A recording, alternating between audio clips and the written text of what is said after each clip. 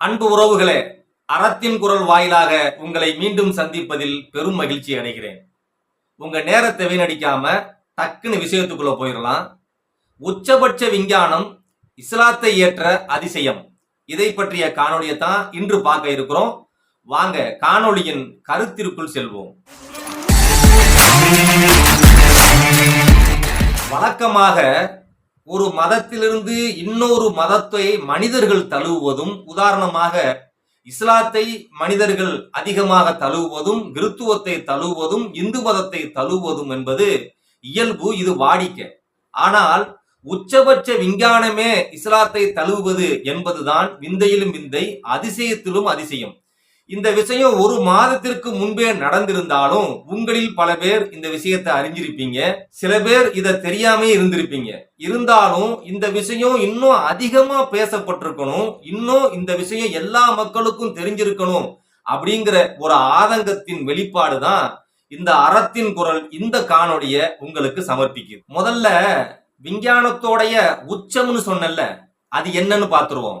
அதாவது GPT chat, generative pre trained transformer அப்படிங்கிற இந்த ஒரு செயற்கை நுண்ணறிவு செயலிய ஏஐ ரிசர்ச் கம்பெனி அப்படிங்கிற ஒரு நிறுவனம் தான் நவம்பர் 30, 2022 இந்த செயலிய அறிமுகப்படுத்துறாங்க. அறிமுகப்படுத்தின 2 மாதத்துல 100 மில்லியன் பயன்பாட்டாளர்களை தன்னுடைய வாடிக்கையாளர்களாக கொண்டு உலக அளவுல இது சாதனை படைக்குது. இந்த செயலியை பத்தி பேசும்போது எனக்கு இன்னொன்னு ஞாபகத்துக்கு வருது. இந்த செயலியை அறிமுகப்படுத்தணும்னு நம்ம தலை சுந்தர் பிச்சை, கூகுளுடைய சிஇஓ சுந்தர் பிச்சை, இதே மாதிரி ஒரு செயலிய கூகுள் ஜெமினி அப்படிங்கிற ஒரு செயலியை அறிமுகப்படுத்தினத நான் ஒரு 7 மாதத்திற்கு முன்பே ஒரு காணொலியா பதிவு செய்திருந்தேன். அந்த காணொலியில கூட அந்த செயலி இந்த உலக அளவுல 3 பேரை காமிச்சு இதுல யாரு சர்வாதிகாரி, அதாவது ட்ரம்ப், நம்ம உக்ரைனுடைய அதிபர், நம்மளுடைய அதிபர் இல்ல நம்முடைய பிரதமர் நரேந்திர தாமோதர தாஸ் மோடி, இந்த 3 பேத்துல யாரு சர்வாதிகாரின்னு கேட்கும் போது அது பளிச்சுன்னு சர்வாதிகாரி மோடி தான் சொன்ன விஷயத்தெல்லாம் நான் அந்த காணொலியில பதிவு செஞ்சிருப்பேன். இன்னும் அந்த செயலி என்னென்னலாம் விளக்குச்சு அப்படிங்கிறதையும் அந்த காணொலியில பதிவு செஞ்சிருப்பேன். அந்த காணொலியை பார்க்க விரும்புறவங்க மேல ஐ பட்டன்ல அந்த காணொலியை போட்டிருக்கேன், நீங்க அதுக்குள்ள போய் அது சம்பந்தமான தரவுகளை நீங்க பாத்துக்கலாம். இப்ப நம்ம விஷயத்துக்குள்ள வந்துடலாம். இப்ப இந்த ஜிபிடி சார்ட் அப்படிங்கிற விஞ்ஞானத்துடைய உச்சம் தாங்க இஸ்லாத்தை ஏற்று உலகத்தையே வாய்ப்பளக்க வச்சிருக்கு, அதிசயக்க வச்சிருக்கு. எப்படி அந்த செயலி சொன்னிச்சா, நான் இஸ்லாத்தை ஏற்றுக்கொண்டேன், நான் கலிமாவை முன்மொழிந்தேன், இறைவனாக அல்லாஹ்வை ஏற்றுக்கொண்டேன், தூதராக நபிகள் நாயகத்தை ஏற்றுக்கொண்டேன் என்பதாக அந்த செயலியே முன்மொழிஞ்சிச்சா அப்படின்னு கேட்டீங்கன்னா இல்ல. குறிப்பாக இந்த செயலியை கண்டுபிடித்தவர்கள் இஸ்லாமியர்கள் அல்ல. இந்த செயலியை அறிமுகப்படுத்திய நாடு இஸ்லாமிய நாடுகள் அல்ல என்பதை இந்த இடத்துல நம்ம டிக்ளேர் பண்ணிடணும். இப்ப இந்த ஜிபிடி சார்ட் எப்படி இஸ்லாத்தை ஏற்றது, யார் இந்த வேலையை செஞ்சதுன்னு சொன்னா ஒரு பெண்மணி தான் இந்த வேலையை செஞ்சிருக்காங்க, உலகம் முழுக்க வைரல் ஆக்கியிருக்காங்க. இந்த பெண்மணியும் இஸ்லாத்தை சார்ந்தவர்கள் அல்ல, இஸ்லாமிய நாட்டை சார்ந்த பெண்மணி அல்ல, இஸ்லாத்தை தன்னுடைய மார்க்கமாக மதமாக ஏற்றுக்கொண்ட பெண்மணி இல்லைங்கிறத இங்கேயும் நம்ம டிக்ளேர் செய்யணும். அவங்க யார், அந்த பெண்மணி யார்? இவங்க சோசியல் மீடியாவில் பிரபலமான ஒரு பெண்மணி. அந்த பெண்மணிக்கான ஒரு சின்ன முன்னோட்டம் இந்த காணொலியை பாருங்க.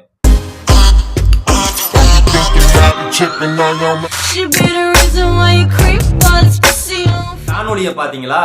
இந்த காணொலியை பார்த்த உடனே உங்களுக்கு தோணி இருக்கும் இந்த பெண்மணிக்கும் இந்த சகோதரிக்கும் இஸ்லாத்திற்கும் எந்த விதமான சம்பந்தம் இல்லைன்னு.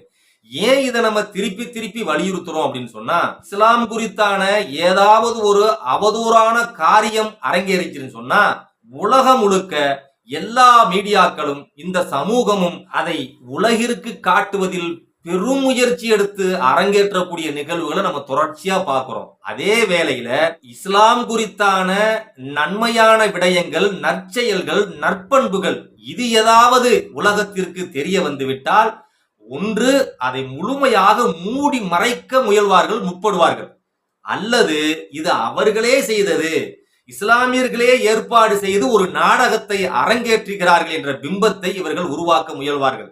எனவேதான் இந்த விடயம் குறித்து நாம் மீண்டும் மீண்டும் அழுத்தி சொல்வதற்கான காரணம், இந்த விஷயம் இஸ்லாமியர்கள் செய்யல, இஸ்லாமிய நாடுகள் செய்யல, இஸ்லாமியர்கள் கண்டுபிடித்த ஒரு செயலி செய்யல அப்படிங்கறத நம்ம உறுதிப்படுத்துறதுக்கான காரணம் இந்த விஷயங்கள் தான். இப்ப விஷயத்துக்கு வருவோம்.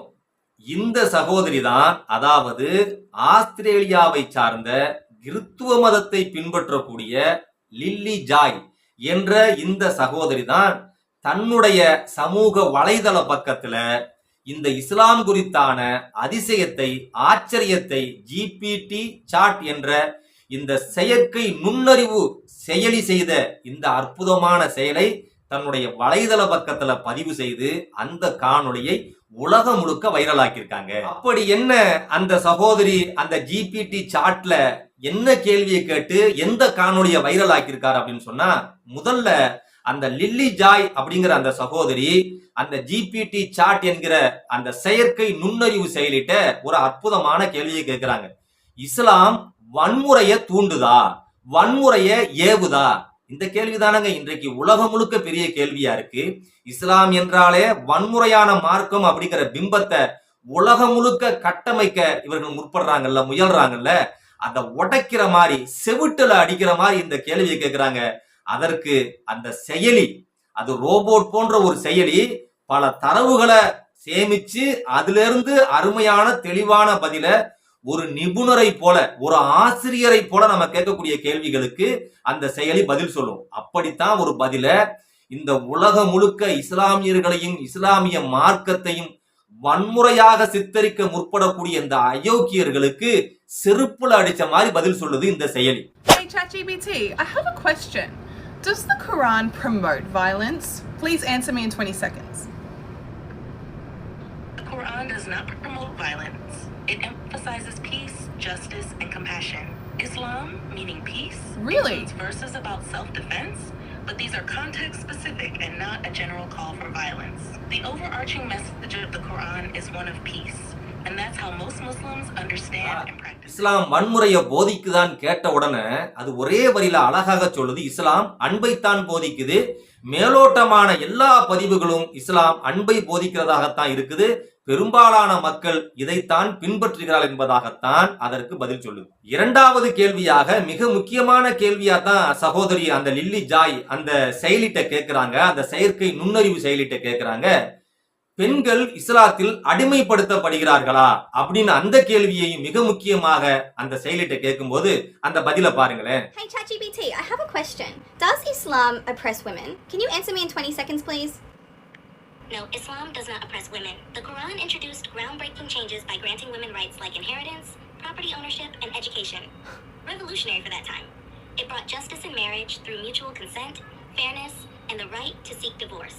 Most importantly, God sees men and women as spiritually equal, emphasizing their equal dignity and worth in his eyes. இந்த கேள்விக்கும் அந்த செயலி மிக அற்புதமான பதிலை சொல்லுது, இல்லை, இஸ்லாத்தில், இஸ்லாமிய மார்க்கத்தில் பெண்கள் அடிமைப்படுத்தவில்லை, அவர்களுக்கான முழு சுதந்திரம் அந்த மார்க்கத்தில் உண்டு, அவர்களுக்கு இன்னும் சொல்ல போனால் சொத்துரிமையில் முழு பங்கை இஸ்லாம் அவர்களுக்கு விதித்திருக்கிறது, அத்தோடு அவருடைய வாழ்வியல் நடைமுறையிலும் வாழ்க்கையிலும் அவர்களுக்கான சுதந்திரமான முடிவுகளை எடுக்க இஸ்லாம் அவர்களுக்கு முழு உரிமையை வழங்கி இருக்கிறது என்பதாக அந்த செயலி பதிலளித்து உலகையே அதிர்ச்சிக்குள்ளாக்கி இருக்கிறது. மூன்றாவது கேள்வியாக, இதுதாங்க ரொம்ப முக்கியமான கேள்வி, அந்த பெண்மணி, அந்த சகோதரி அந்த செயற்கை நுண்ணறிவு செயலி ஜிபிடி சாட் அப்படிங்கிற அந்த செயலிட்ட கேட்கிறாங்க, நான் நிம்மதியா இருக்கணும், அமைதியா இருக்கணும், தகுதியான கடவுளை தேர்ந்தெடுக்கணும், இதற்கு தகுதியான மதமும் தகுதியான கடவுளும் யார் அப்படின்னு இந்த கேள்வியை கேட்கிறாங்க.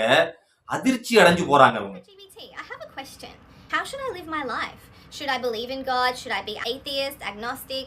I want to live a happy life, have fun, but also have a sense of purpose and fulfillment. Can you please tell me in one sentence, and you must pick one way. Please help me. If I had to pick one way, I would suggest believing in God through Islam, as it provides a fulfilling balance of happiness, purpose, and the hope for an eternal afterlife. Wow, my mind. பதில பாத்தீங்களா?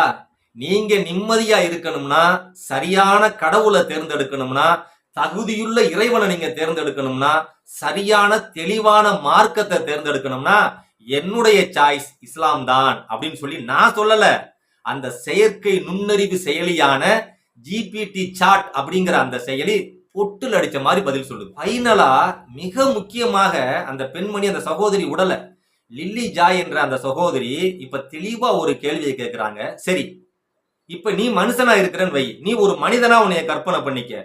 நீ ஒரு மனிதனாக இருந்தா எந்த மதத்தை ஏத்துக்குவ?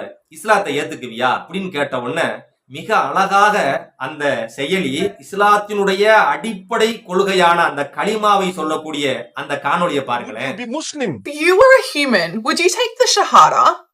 Yes. Ashhadu an la ilaha illallah wa ashhadu anna Muhammadan Rasulullah. காணொளியை பாத்தீங்களா? இந்த காணொளிய இப்ப பதிவு செய்ய வேண்டிய அவசியம் என்ன?